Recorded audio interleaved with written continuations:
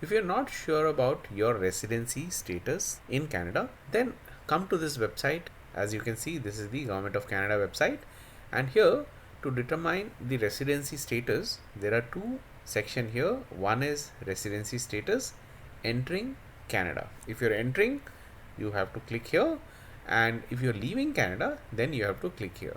So let me click on entering.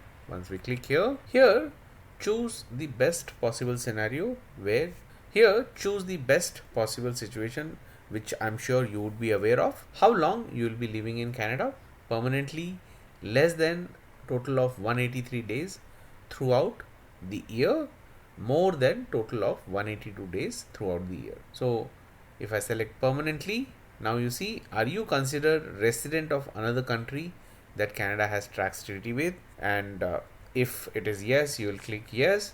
If you click no, you would most likely be considered resident of Canada, part year resident for the year of immigration.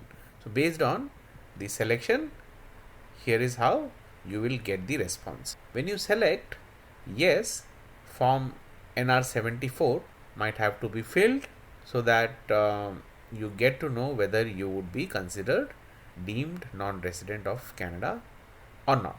When you click on NR74, this is the form, and here, in case you need any help, you can call up CRA on this number from Canada. And if you are in United States, then this is the number. And once you have completed this form, you can submit this online.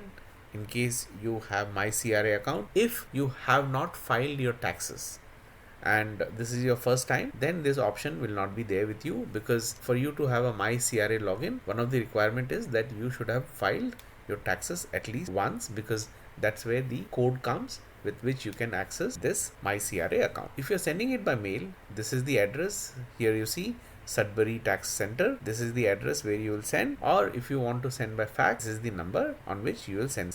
If you look at the form itself, it's quite simple. It asks for your name, date of birth, citizenship, social security number, and then marital status. Then you give your address, and you update address, whether this is the mailing address or not. Then you also write the length of your stay and the date when you're leaving, if you are aware, or you could just write an estimated date by when you're planning to, because that's how the status would get determined. So if you have a firm date, it becomes easier.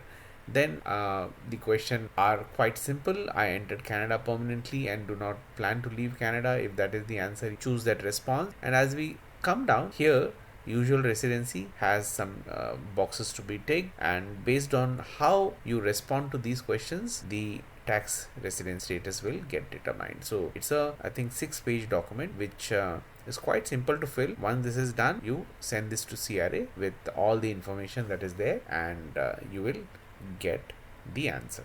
Use this tool which is here, and you will get to know about the tax residency, and you will be better prepared that way.